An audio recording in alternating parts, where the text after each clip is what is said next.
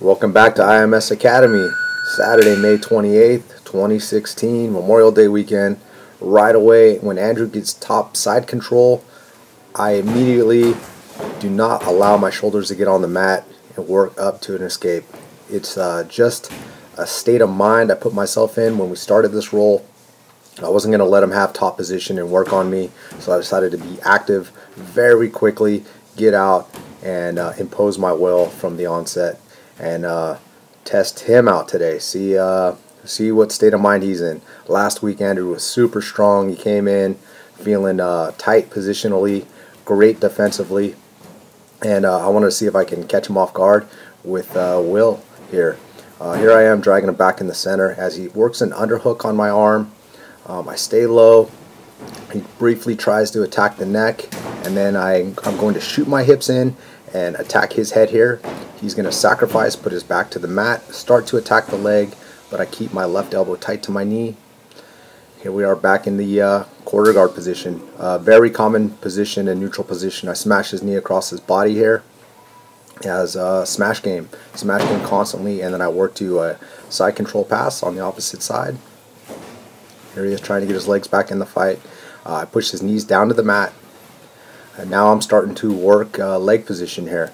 I don't work leg position too much on Andrew, and instead of just going in attacking a sub, I have the knee isolated. I'm trying to keep his knee pointed into my core and just play around in this position. He's got a seatbelt grip on me, allowing me to not get my head to his ankle, to fully extend my hips and my body on the knee bar. Right now, I'm in a S position here as my left leg is across the hip. If he could work an underhook with his right arm and pull me up, he would be able to get a sweep and scramble, but I'm keeping that left arm posted, and the underhook is allowing me to have some success there. I limp arm out and keep my left elbow low before he's able to isolate my head again and be able to control my posture and my base. Again, I'm still kind of isolating the leg. He's not out of the woods here, and he's just trying to figure a way out. Now my back's to the mat. I'm going to protect my leg by having a figure four here. Again, I start to isolate, and now I'm switching into what could be a heel hook position. We don't really heel hook too much. There it is, the 50-50. And yeah, we're just kind of hanging out. I want to see what he does defensively here. Oh, here I go. I switch into a straight leg lock position. I'm not locking anything up, but I'll see what he does is when he gets out, I just use that opportunity to take a top position and take his back. I start to work the Japanese necktie position, and Andrew's going to turn away from me here on this position. It's a good way to defend. You just have to look out for your opponent taking your back.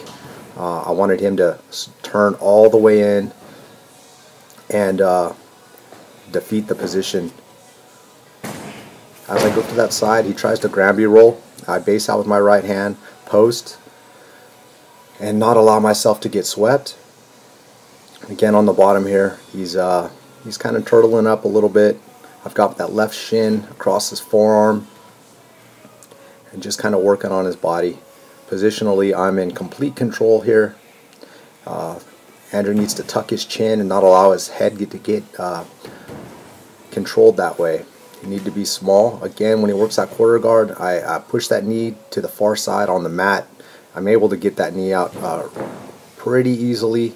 I'm starting to work, if I can get an armbar position here, by working his shoulders and elbows up. I start there. I'm trying to hold his posture down by controlling the far shoulder. He defends.